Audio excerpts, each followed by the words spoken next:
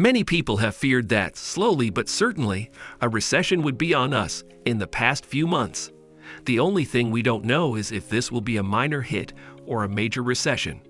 Whichever the case may be, we must understand what this means and how it affects us. Based on a study done on the Great Recession of 2008, which was the last huge and extended recession, it was stated that every group of society experienced a severe decline in their wealth, both the rich and the poor. A quarter of families in America lost about 75% of their wealth, while over half of all families in the country lost 25% of their wealth. With all of that information, I can bet you are already stressed out and anxious. I won't promise that there is no need to be anxious. However, in today's video, we will take a look at what this recession really means, its causes, and how it affects you and me. Let's go. Now, with all of the scary talk that many people have been sharing all around the place, we've got to ask, are we going into recession? Unfortunately, the answer to that is that we may already be in one, as the case may be. But before we get ahead of ourselves, we must figure out how we know that we are either heading or may already be in a recession. So let's properly define what a recession is. Now, many people will refer to a recession as an inescapable part of the capitalist structure. But technically, a recession is a period where there are at least 2 consecutive quarters of negative GDP growth in a nation. If you didn't know already, GDP is simply the gross domestic product. To understand this definition a lot better, let's look at this. In the financial world, we would usually measure quarterly successes or performances every 12 months. And so that would mean that after a 3-month space, we check and report what occurred, and one very important thing that is looked to as gross domestic product, or simply called GDP. GDP is the total value of goods and services that are usually produced in an economy, whether stable or not, over a particular period.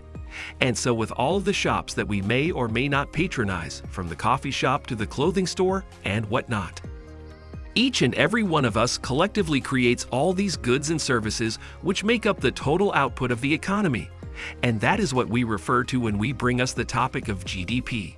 Hence, we could relate GDP to having the ability to reflect the health of our economy. If this GDP rises, then we can agree that the economy is growing. However, unlike the other case scenario, if this GDP stops growing, or even worse, starts to decline, you'll begin to hear all the scary talk about a recession. Going back to the definition of what a recession is, we will notice that it's at least 2 consecutive quarters of negative GDP growth.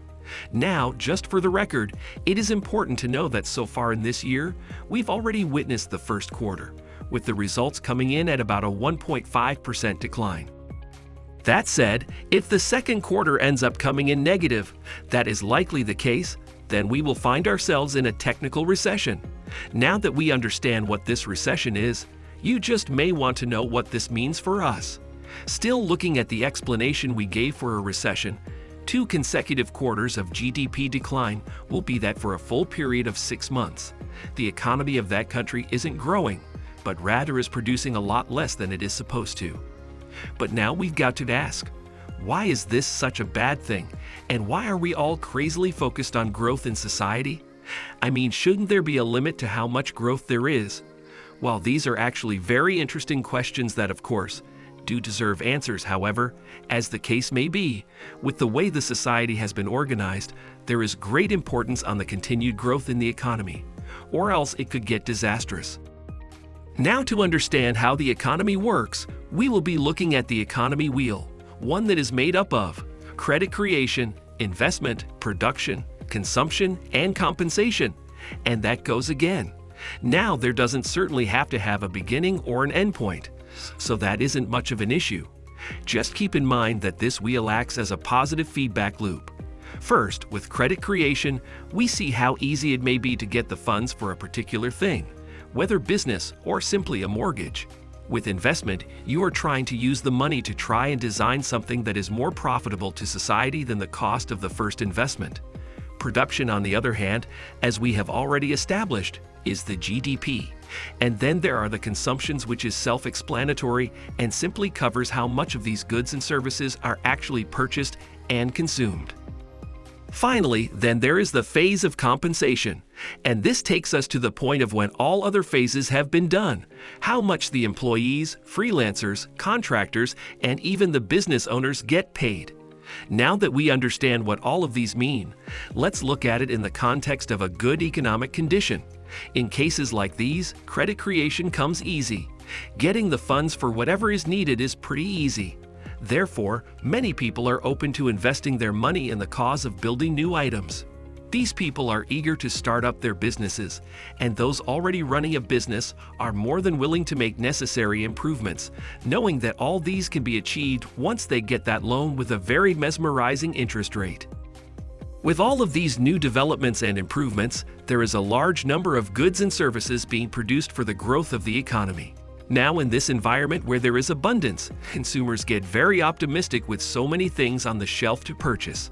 They go ahead to consume all of the produced goods and services. And with this rate of consumption, businesses tend to make huge profits. Enough to go home with, and as well hire more hands to increase the production rate. So in a good economic time, all of these are expected to flow through this wheel seamlessly, hence leading to great compensation and a lot of job opportunities. And with the fact that this is supposed to be a wheel, all of this is recurring. With this, we can clearly see the importance of growth in our society, leading to a rise in the standard of living in the life of individuals. Now that we understand how this economic system wheel is expected to work, so it serves everyone perfectly, why don't we go ahead and see what happens when things take an unexpected turn? Once again, starting with the credit creation stage, say, unlike the initial point, loans are much more difficult and expensive to get, and so business owners are unable to get loans to invest in their business. So we begin to see investments drastically slow down. All of this occurring, new businesses are unable to establish themselves. Old ones can't make any improvements, and even worse, could even fall apart because they'd rather not risk taking such expensive and risky loans. As that has happened, it directly goes ahead to affect the production of goods and services with lower production rates. At this point, this is where we bring in GDP to properly understand what is going on here. If goods and services are produced a lot less than they usually would, we start to see the GDP start to decline, which therefore leads to the most dreaded economic events. Now let's not get ahead of ourselves and see how this decline in production affects the next stage on the wheel. Given that there is a low rate of production, customers barely have the urge to make purchases as they would if the case was different. So instead of purchasing such expensive goods and services, they rather opt to save that money. Hence, with the business owners and service providers, while they are already producing less, there are barely any consumers to make purchases. And finally, with all that has already happened from the beginning, with the expensive credit creation, and finally, consumers not making purchases, business owners and service providers are left with little to no compensation. Even worse, there will be less money flowing, and job opportunities will be a lot worse since there is no means to get them paid. All of this just makes a lot of sense as to why there is a lot of fear for an economy that ceases to grow. Simply because of the fact that, as we already established, all of these are recurring. So if it starts off, it only continues that way on the wheel. And that clearly means that all of us, the masses, are at a huge risk of getting affected either through the decreased compensation or even worse, the very low job opportunities. Unfortunately, all of these things that have been covered so far draw us to what we can see in our reality. The Fed made the decision to strongly raise interest rates at the beginning of the year.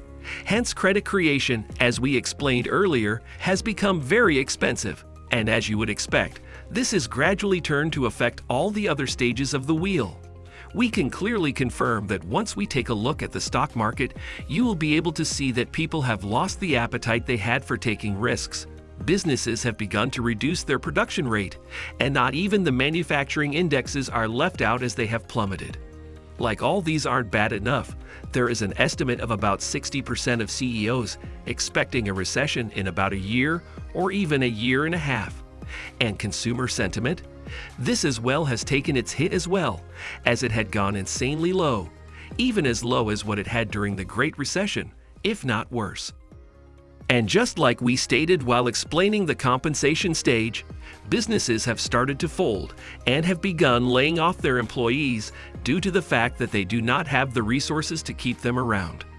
But we've got to ask, why did the Feds, in the first place, decide to slow down the economy by increasing the interest rates, especially when they knew what the effect of all of this was going to look like? Well, the answer is quite simple, and it is definitely a topic that is worth talking about: inflation.